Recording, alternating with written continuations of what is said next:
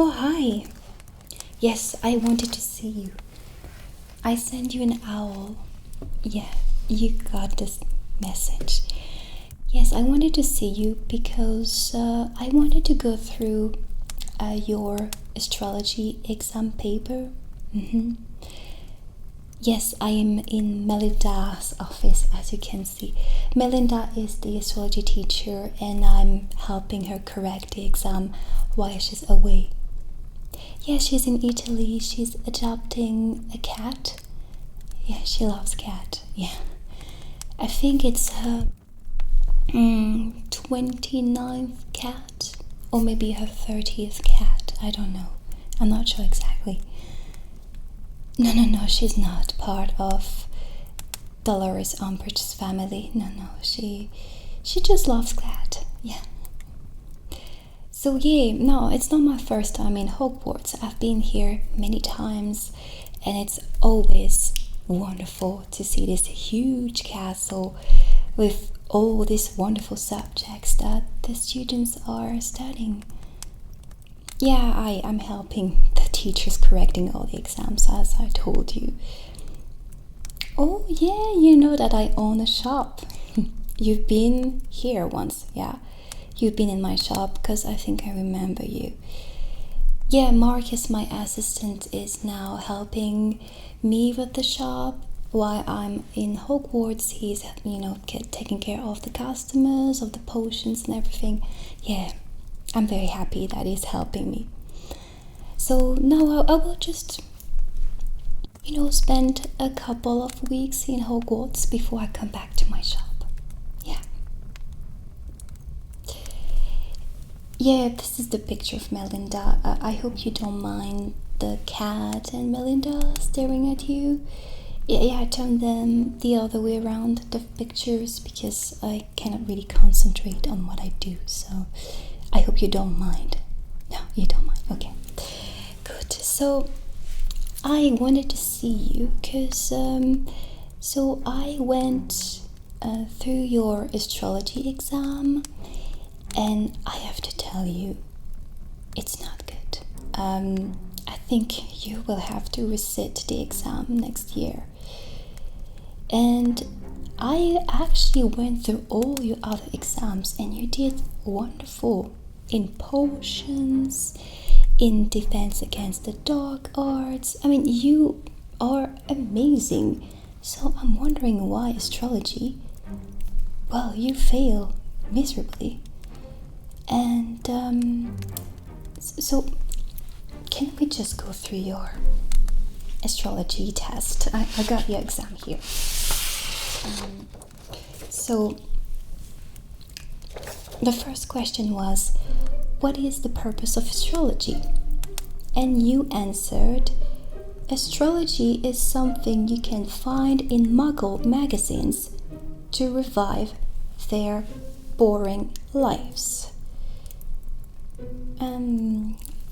Obviously this is not what was expected to be answered. First of all, I can agree with you that astrology is sometimes used in magazine as a superficial tool, and you can actually find it very fake, rubbish, But I cannot agree with you that, Muggles' life are boring. First of all, it's offensive. I guess non-magical people have plenty of wonderful activities. They don't need magic to have a very exciting life, right?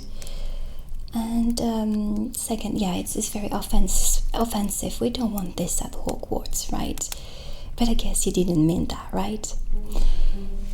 So the correct answer would have been that astrology is a tool that somebody can use to have more awareness of their strength, their potential, their weaknesses, and also it helps them maybe do the most with their life by knowing themselves better.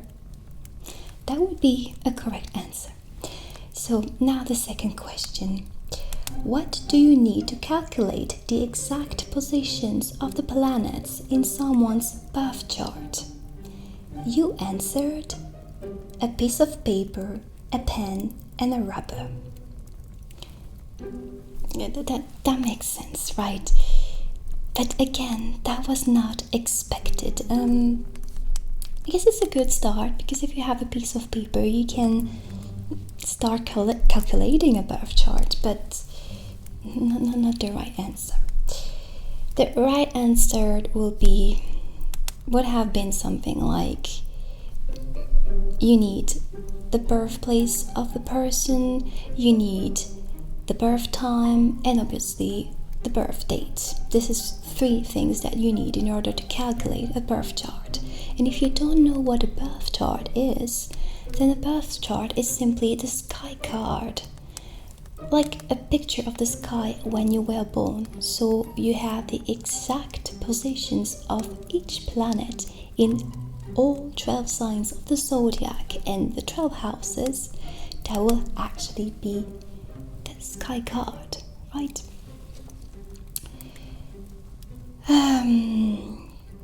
But I guess when I look at the answer, I guess you want it to be a little bit funny.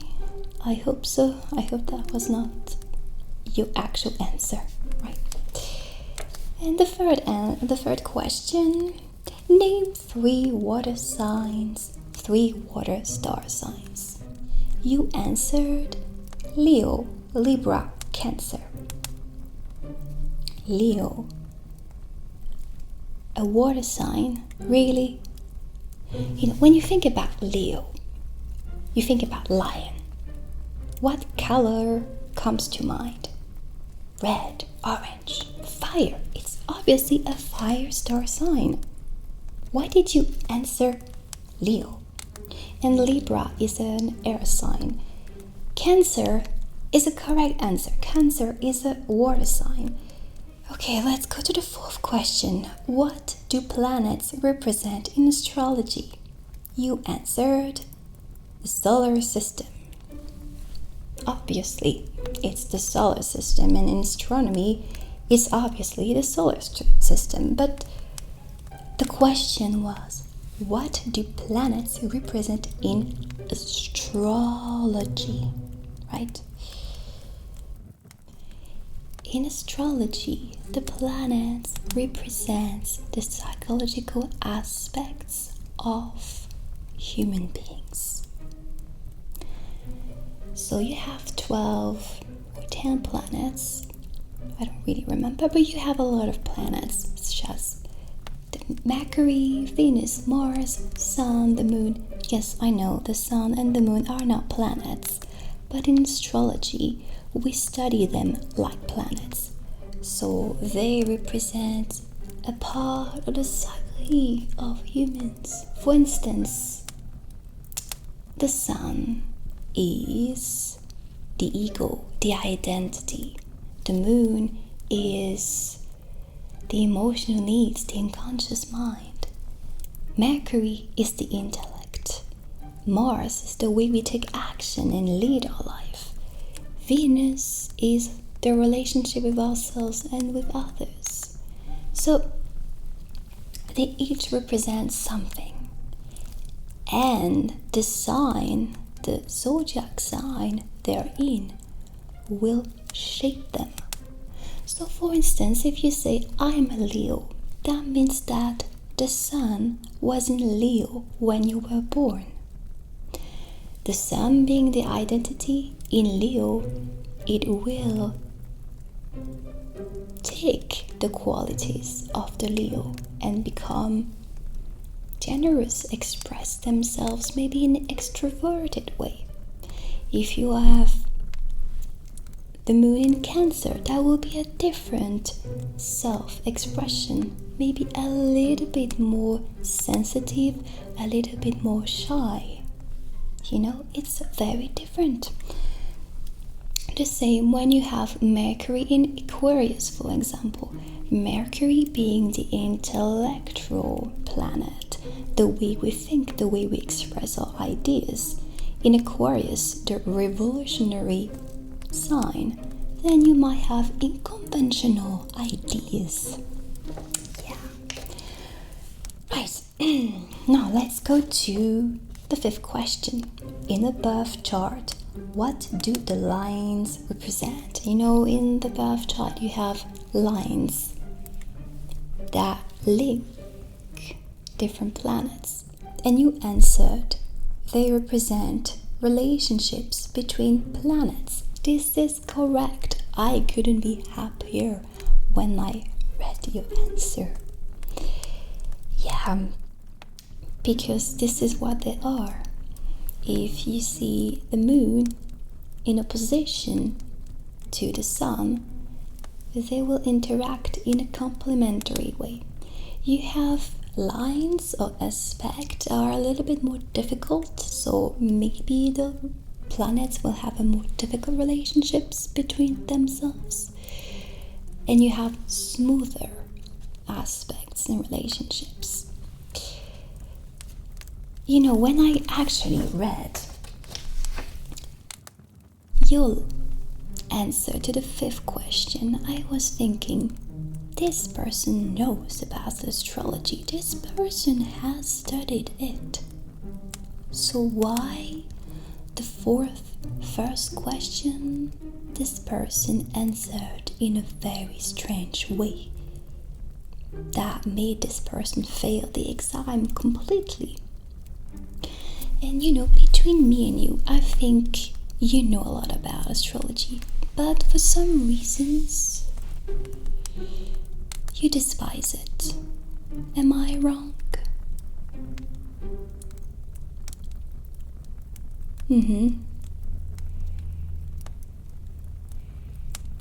Oh, you have a friend who loves astrology? Okay. And she wants to be an astrologer, right? And she told you have a very bad birth chart, okay, and that you will lead a very difficult life. Well, first of all, your friend has a lot to learn about astrology, because there's not such thing as a good or bad birth chart. No, there's not such thing as a good or bad birth chart. You know, sometimes we have difficult aspects between planets because they are like a challenge, right? And those challenges help us grow, evolve, and understand ourselves better. So even if they are difficult, it's a very beneficial thing. For instance, I do have Mars in Cancer. Mars being the fiery planet, a very great planet to take action, to shape our life. This is a fire planet, and I have this planet in a water sign. My astrology teacher told me once that having Mars in Cancer is like having a candle and pouring water on it. So what happens to the fire? It is extinguished. Yeah, that's the very big problem. And you might say that, okay, having Mars in a water sign would be very difficult for the person to take action. And obviously I am not the fastest person in the world. I might take a lot of time to make a decision, but I am protected from impulsiveness, and I always go deep with my emotions before making a decision. So this is not a bad thing after all. I'm just learning how to understand this aspect of myself and make the most of it. You shouldn't forget that the most successful wizards and witches have had a lot of difficult aspects in their birth chart, and they made the most of it. So, a bit of tea. I think, I need some tea because I'm speaking a lot these days, teaching and all of that. It's a bit cold though. Fremancio.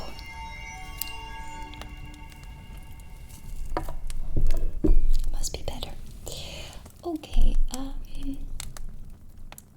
maybe it would be a good thing to go through the 12 signs of the zodiac before you recite for the exam. Don't you think so? Yeah, just some basic stuff, because I'm afraid you will have to study hard in order to, pass the exam. Okay, let's do it. I will need some, oh, I'm sorry, Melinda. We'll need your picture frame. Okay, listen first. Alright, so astrology is about planets, star signs or zodiac signs, and houses. Let's see the 12 signs of the zodiac. So we have Aries first. Aries is all about courage, bravery. It's a sign that is about action. Usually people with a lot of planets and the sun in Aries know what they want. They go for it. They like a risky adventure. But sometimes they can get a little bit selfish if it's in excess. Yeah, I forgot to mention. Each sign have a shadow side. They're not good or bad. It's just that when they are in excess and they're not properly balanced, they can actually express themselves in a shadow way. So it's like sugar. It's good to have sugar, but too much sugar in a recipe and it'll be too sweet. The same with salt. We need salt, but too much salt, and it's not good, right? Not balanced, not properly balanced, and it fails to show a sense of harmony. So it's the same with the signs. If Aries is a bit too a little bit too excessive, then it will be trapped in selfishness. Then we have Taurus. Taurus is all about being grounded, being in nature, being connected to arts, to the pleasure of life as well. It's also very practical. But too much Taurus, too much energy of the Taurus, and the person can become stubborn. Too much linked or clinging too much on the material world. Then we have Gemini, an air sign. It's about communication. It's about learning, teaching. It's a sign very enthusiastic about diversity and about learning in general. Too much of it, and then Gemini can become a little bit superficial, not very committed, and also gossiping a lot. Then the fourth sign is Cancer. Cancer is a water sign. It's about feelings, emotions, imaginations, being sensitive. Too much of it, and then the person can become too sensitive, a bit shy maybe, and not really willing to take any action. He wants to stay in the shell, right? Then we have the Leo. Leo is a very fiery sign. It loves attention. It's very generous and loving.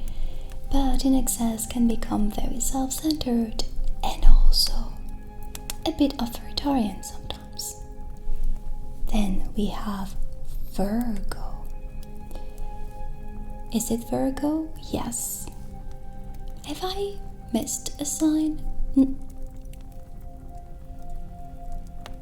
I don't think so. No, Virgo is the air sign. It is about health, also very practical, attention to details, organized. Too much of it and you can become a real perfectionist. A bit too much and also a bit judgmental. Then we have Scorpio. No, we don't have Scorpio. We have the Libra first, the air sign. The Libra wants harmony. He loves to cooperate with others. He likes beauty as well. But he can also be a little bit indecisive and not really know what he wants, especially when it's a little bit stuck with other people's needs and might lose track of their own needs. Then we have the Scorpio. This is a little bit darker. The Scorpio is all about transformation and it likes to go into the taboo areas as well. However, too much of it and then it can become restless and I guess a little bit into self-destruction as well. Then the ninth sign is Sagittarius. And Sagittarius is a fire sign. It's about expansion, learning about new cultures, traveling, seeing the world, going into unknown places. It's a very optimistic sign, but in excess can become a little bit too much in all excesses. Do you say excesses? Too much excess. And maybe not really committed. Then we have the Capricorn. Capricorn is about discipline. It's an earth sign, so it's very down to earth. It likes to be successful in the mature world. It's very resilient as well. But too much of it, and again, it can become cold. Lack of emotions, and a bit too hard on itself and others. Then we have the Aquarius. It's an air sign, and the Aquarius is about revolutionary mind. It's about new ideas. It's about unconventional ideas. So, you have many entrepreneurs and inventors who had a lot of Aquarian energy. But too much of it, and then you can become very rebellious. The last sign, Pisces. Pisces is a very beautiful sign. I can feel the energy. It's very dreamy. It's very spiritual. It's actually the most spiritual sign of all. Yeah. It's connected to oneness. It's connected to all these wonderful dimensions.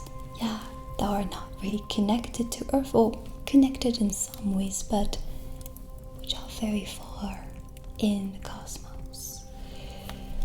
Obviously, too much of it, and you can want to escape reality and not be grounded anymore, or fall into illusions. Okay. But this is a very basic type of, I would say, it is just the basics of astrology. you will have to read a little bit more into your books in order to find more depth. You know what you have to do now?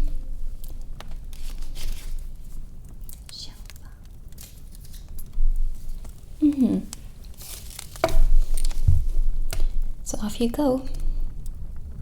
And don't forget, astrology is all about free will. So this is something I wanted to actually tell you. Your friend might be very good in astrology, but she doesn't know what you're capable of, because you are the only one who will discover it. Astrology is about free will. The planets in the signs in your birth chart are the cards, but the way you play them is entirely up to you. Your friend might not see how much potential you have, because that's your free will. So don't forget that. Okay, so I hope that it helped you have a better perspective on astrology, and also I hope it helped you find a bit of light in your so-called bad birth chart. So you know what you have to do? Off you go. Good.